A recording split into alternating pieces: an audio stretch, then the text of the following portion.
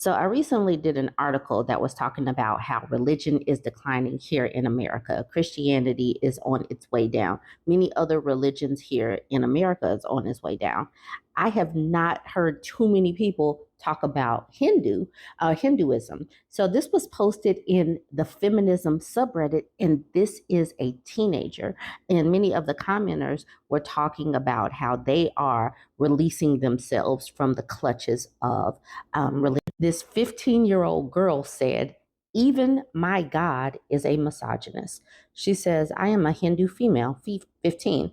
It's Shrad ongoing, where Hindus honor the dead ancestors. And well, today is my grandfather's turn. Now, normally my parents aren't conservatives, but I'm tired, especially of my mom saying she can't do this, she's down, or on her period. We offer holy water for XYZ reasons. I've never been interested in the beliefs, but she refused to let me touch the holy iota, which contained holy water, because it might get impure. It isn't the first time thing. 3 years back on Diwali, which is a major once in a year festival, huge deal for Hindus. She wouldn't let me sit on the rug, which is the place of worshiping, sat in front of our temple because I was on my period. She legit had me sit on a separate chair away from everyone. And when the time came for ART, I couldn't touch the agni, basically some holy fire plate, nor could I take the blessings from the holy fire. I was 12 at that time, who didn't know why she couldn't participate. I was crying, yet I wasn't comforted. My mom took me to a secluded place and told me that I couldn't participate because I'm on my period. Imagine being 12 years old and you can't participate in your family's or the holiday traditions or religious tradition because of something that happens naturally to your body. That is telling you as a girl that you were born wrong and your God does not like you. Now, I'm not saying I hate my mom because she had experienced the same growing up. I just want to break this generational superstitions of periods being considered impure in my religion. Aren't gods supposed to be accepting, not discriminating? The only being who doesn't judge on the basis of gender or caste? Words cannot describe how much I went from being fascinated by Hindu mythology to absolutely despising it solely based on periods are considered impure. This is a 15-year-old. And this is one of the things that is happening because she posted this in the feminism subreddit. So what she's doing is opening up for lots of people to talk about religion and how they have seen misogyny in their respective religions. Because you are a girl, you're going around, you're just doing things, and then all of a sudden your body does something that is natural to just the female experience. And now you are dirty. Did your God create you dirty? Your God created you dirty just to make sure that you get sequestered and pushed over there because you're impure. Imagine what that 12-year-old is thinking. Imagine that this is a 15-year-old and she's still remembering how she felt 3 years ago during this time when she couldn't participate in a family or holiday tradition because she was impure. This is one of the reasons why religion will continue to decline. All right, for some of the comments. Ravenclaw Mystic says, Hun, listen, I don't care where we come from or how different our personal experiences are. You never have to have respect for a religious tradition that tells you that you are less sacred than anyone else, especially because of your bodily functions. You know where those doctrines came from? The patriarchy, because I'm absolutely sure that deities like Kali and Durga see your sacredness, especially while you're having your period. Bright Penguin says, I'm from a Hindu family as well, so I feel you. I remember a woman at my mandir telling me when I was a teenager that I couldn't go up to Murtis because I was on my period. That's really when I started to question things. I kept bringing up the sexism in the religion, like Ram's treatment of Sita after she was rescued. The concepts of girls or women always having to be pure while boys can do whatever they want. and all the sexist traditions surrounding marriage. And no one could ever give me actual answers to anything. And y'all, this is Hindu. And, the reason why I like to do these things that are on a global perspective or different cultures is to let y'all know that many women are facing the exact same type of misogyny. It's just a different flavor, just a different seasoning, a different accent. That is it. The global experience of women and girls is misogyny. She continues with, I'm in my 30s now. I left Hinduism and all religions in general in my 20s, though I do still celebrate big events, Diwali, Holi, weddings, funerals with my family. Thankfully, thankfully, they've stopped trying to shame and guilt me for asking questions and calling out BS. I don't really have much advice for you, sorry, but I encourage you to keep questioning things that do not feel right to you, if it is safe for you to do so. You're having those feelings for a reason. Whew. This is why the global experience of women and having social media is so powerful, because this woman has, been relatable. She's like letting her know that she's left religion. And many of us that were born and raised in a religion are leaving it for various reasons, but most of them are just like this. Tarantulan says, I'm sorry to hear that. I am not Hindu, but also was shamed for having a period. It's unfortunately a common experience. I won't tell you what to believe, but 99% of religion seems to be anti women and also in favor of pacifying the common man so that the rich and powerful can do what they want behind closed doors. It's very hurtful and hard to accept when you are being told that you are less than by something as powerful as religion. But personally, I wouldn't take it seriously. It's the religion that is toxic, not you for existing. Kill Darcy says, my mom is like that too. I stopped telling her that I'm on my period. My folks know I'm not religious, and I don't sit in any religious stuff happening at my house. It was a long battle, but I won. While my parents or siblings would all be tired and hungry after a day-long ritual ending in some heaven, I'd be eating all the oniony and garlicky things, watching Netflix, and just chilling. I could definitely feel my mom and sister wanting to turn atheists because they were the ones to bear the grunt, maybe she means the brunt, of a misogynist religion. If my mom asked me to do anything, clean puja room or give more flour or rice or fruits while puja is ongoing, I do it, even if I'm on periods. I never tell her because it will hurt her superstitious sentiments, and only the God existing in her head knows what they will try to undo it. Draw firm boundaries and don't tell religious and discriminating people you're on your period. Also, girl, every God is a misogynist. God is a construct of the human mind. The meaning of the word human has been a man for so long that you'll notice the misogyny in most cultural things if you look close enough.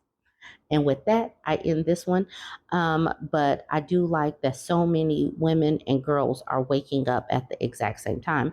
But like I said, it's social media, it's women sharing their experiences, and it's us knowing that we were not born wrong, that our bodies and these functions that they do. I mean, you would think that an all knowing deity didn't make mistakes, right? So why am I impure? All right, y'all, join the conversation. Let me know what you think about this one. Don't forget to like, comment, and share. So I was tagged in this post in the 2X chromosome subreddit. She says, being able to recognize misogyny is hurting my relationships with men I love. Okay, let's just get into this post. She says, in the last 6 months, I have been working hard and doing a lot of introspection in order to become a better person. And that includes identifying and removing misogyny from my own thinking. So I have been doing lots of reading and listening to the stories of women and the way patriarchy works. And it has changed the way I view all the men in my life. I constantly see vile misogyny spewing from the males in my life, men that I love dearly and keep close to my heart.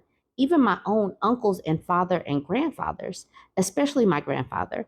We have been close my entire life, and he has been my biggest supporter through everything I've been through, and I can't be more grateful for him, but it's becoming deeply hurtful when I see the way he and my father talk about women. they talk about women poorly around me because they see me as one of the good ones for some reason because I'm not as emotional as other women, which basically boils down to me having less social needs due to my autism and not being the typical nagging woman, as they call it. It's hurtful. And I think deep down they know it because, for example, they'll say, women just like to be bitch about everything. They don't want to solve problems. They only want to whine and nag us about everything before realizing I'm sitting right there. And then they quickly go, but not you. You're different. One of them, upon seeing a disabled, disfigured infant, commented, that's one of the only times where smomortion should be allowed. Ha ha ha ha ha. And it just broke me inside. I kept quiet because I care about them and I don't want to ruin our relationship. But it hurts so bad hearing the things they say about women around me. Like, you love me, but you think I shouldn't have autonomy over something as big as a pregnancy?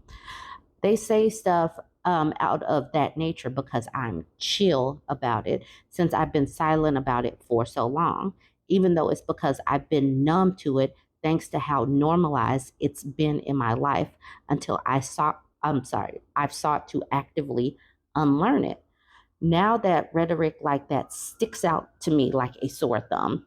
It hurts and it's really damaging the way I see and interact with men I've adored and been so close to my entire life.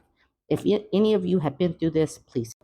I think many of us feminists can relate to this, where you had this wake up call to how the music was programming you, how a lot of this stuff is programmed into you from childbirth, how many of your religious traditions programmed this misogyny inside of you.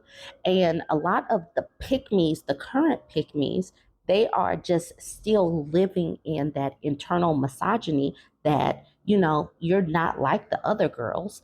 They feel that, they embody that, and it feels less oppressive to be a woman because you're not like those other girls. So you get a breadcrumb of thanks, even though you're still shit on in the long run, especially when you have the nerve to have some grievance, usually some valid grievance.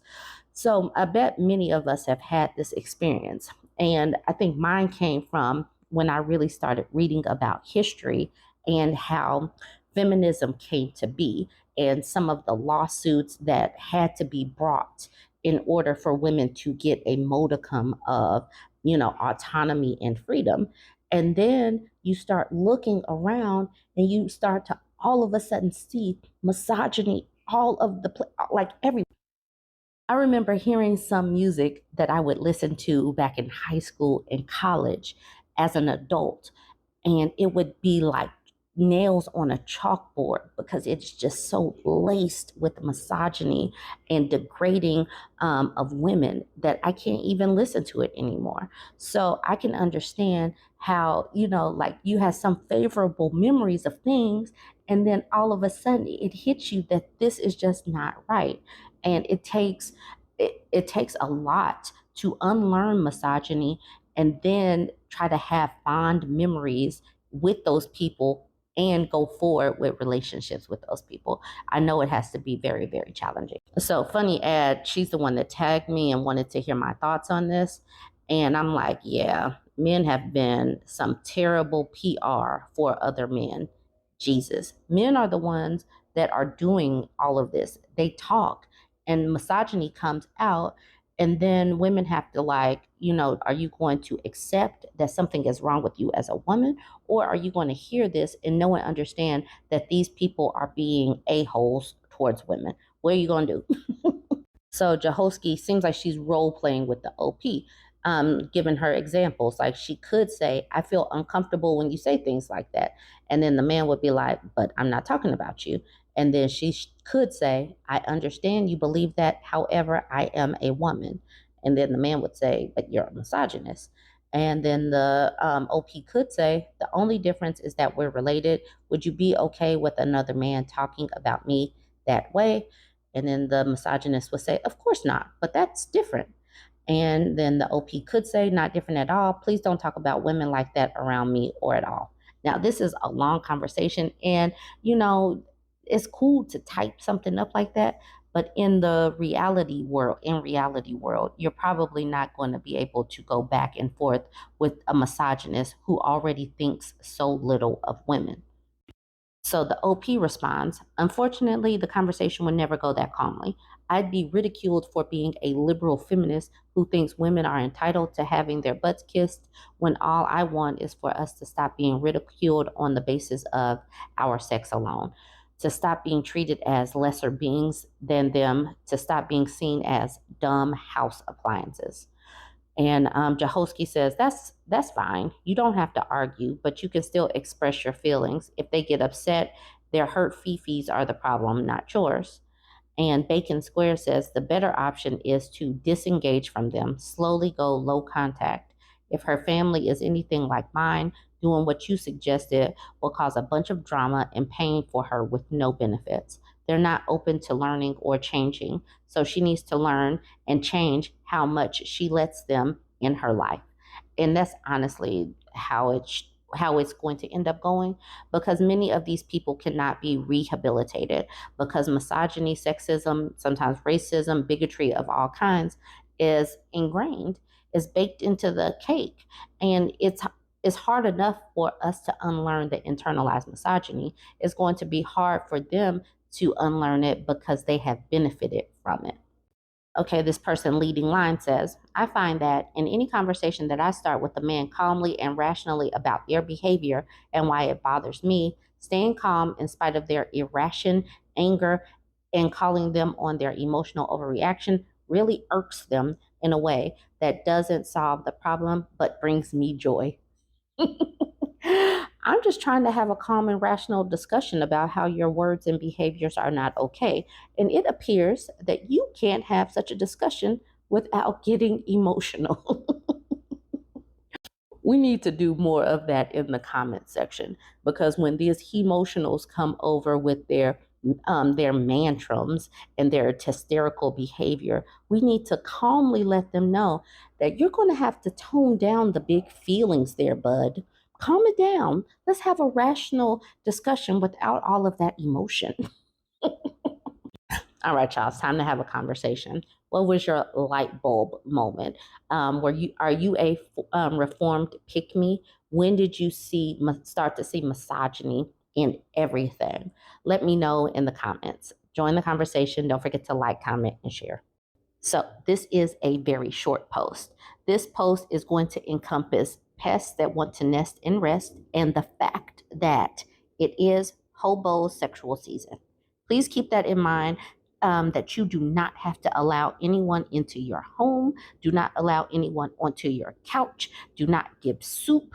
Do not give your Wi-Fi password. The answer is no. No. All right. So this woman says, is this an easy no? If you are an adult female and have a professional job, would you ever date a guy who voluntarily chose a job that makes minimum wage and barely scrapes by? How much value do you put on each partner's financial status in your relationship? So that was what she originally said, and then she added this edit. This post isn't me looking for justification to date him. I actually politely rejected him for someone more stable, and I'm being called shallow and taking heat for it. So I'm just looking for a broad spectrum of opinions, and I'm open minded. You are not shallow. People need more than just love. That whole love and romance stuff, that was just some fairy tale BS to get women to accept mediocre or whatever, because love doesn't pay the cable bill. I mean, who has cable? Cable is really expensive. Sorry. Love doesn't pay the internet bill. We do have Wi Fi. We stream these. Love doesn't pay for tacos. Love doesn't pay for comfy throw pillows and covers for the winter. Love doesn't pay for house shoes. Love doesn't pay for your phone bill. So no, no, you're not shallow, and you should definitely seek to be with somebody that is financially stable. Let's get into the comments. This is where women are sharing their experiences. This may be where you see a little bit of yourself and things that you have done in the past. Can also be where you share some of your experiences so women know that they should zig versus zag and they can avoid some of this stuff. Candy Cookie Cake says, I have, and he tried to manipulate me into becoming his sugar mama. The same has happened with an unemployed man. If they're over 30 and okay with their low or no income lifestyle, that's super rad. But my experience makes me believe that they're generally on the homosexual spectrum, which is a big no for me.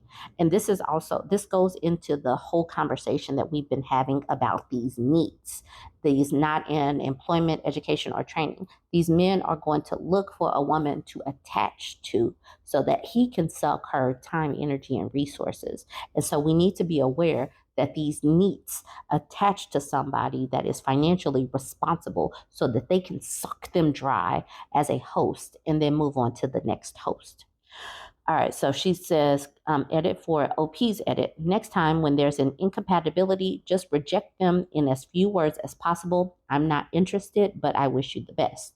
They don't need to know they were rejected for someone more stable or more compatible or more awesome in any way, even if that's the truth, is reasonable and makes sense.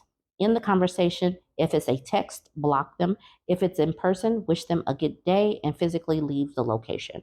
Sid Vard says, this is my fear of these dudes. The homosexual stereotype exists for a reason. It's not a stereotype, it's a real phenomenon. I'm not this guy's mom. If mom wants to let him live off them forever, that's fine. That's not what I'm for. Hugh Cassidy says, ha, this happened to me. We went to tour a fancy golf course, which I have zero interest and could care less. The tour guide asked us how we intended to pay, and he pointed to me and said, I don't know. Ask my sugar mama. At the time, I was more like a food stamp mama because I was a poor college student and I thought he just wanted to tour the place for fun. Absolute eye opener. Meanwhile, he was unemployed and had some business in the works. The OP responded to, thanks for your response. Clearly very popular. At first, I didn't say why, and he sent me pages of long, angry, emotional outbursts about it. So I calmly said why. That didn't go over well either. Ultimately, had to block and hope he'd never find a way to reach out again. Coriander Marble said, I dated a guy while I was doing my graduate degree who didn't yet have a college degree, though initially he told me he was working on it. He wasn't, in fact. He was a couple of years older than I was. We both worked full time. I was doing some marketing for an engineering company and he was making minimum wage. We got on pretty well at first, but eventually it got complicated. Anything I wanted to do, like going out to eat or going to a concert, meant I had to cover us both. He also didn't have a car and lived outside the city at the time, which meant I had to drive at least a half an hour to come see him. And in the end, I kept trying to encourage him to take on more classes, to finish his degree, or to get a different job in the city so we could be closer. But obviously, none of it had a positive impact on our relationship. It got toxic by the end of the year. I'm not in the dating scene anymore, but I don't think I'd repeat that experience if I was again. Experience again if I was. I can get loud too. This is the woman that originally tagged me. She says, this has been my experience as well. In theory, I don't care, but I don't make enough money to support another person. And it gets challenging when you want to do things they can't afford. Coriander Marble says, yep, that's it. You summed it up perfectly. And then I can get loud too says, I wish men could wrap their heads around this instead of telling us that we're gold diggers, but it seems like most of them lack ambition. And then Relatable Mola Mola says, I wouldn't. Nothing against the guy, and it wouldn't mean he can never find someone, but it would indicate a fundamental mismatch in worldviews for me. To me, life is expensive, and it's only getting more expensive. We live in a country where one medical emergency can wreck your entire life. Most people don't like working, and sometimes I don't either, but I sure do like stability. I've built my own, and I wouldn't attach myself to someone who isn't motivated to build too. I don't care if he's rich, but I do care that he had a sense of direction and a practical and realistic and self-sufficient view of life. And then the OP says this, I couldn't have said it better myself. Now it's time for you guys to weigh in, or you ladies to weigh in. I'm sorry. Weigh in. I think I know where most of us will be because you're in my network. But what do you have to say to, is this an easy no about dating someone who is financially unstable? I know we just need to hammer home that we are not allowing pests that want to nest and rest into our homes. Just say no to homosexual season. Absolutely not. Do not give them a room. Do not let them sit on your couch with your comfy throw pillows and nice comfy cover. Absolutely not. Do not give them your Wi Fi password. Do not let them use your car while you are at work. Absolutely not. Do not allow them to attach to you to suck your time, energy, and resources from you. They need to find a different host, hopefully, or just expire if they cannot find the motivation to go out and live life. All right, y'all. Join the conversation. Let me know what you think about all of this. And don't forget to like, comment, and share.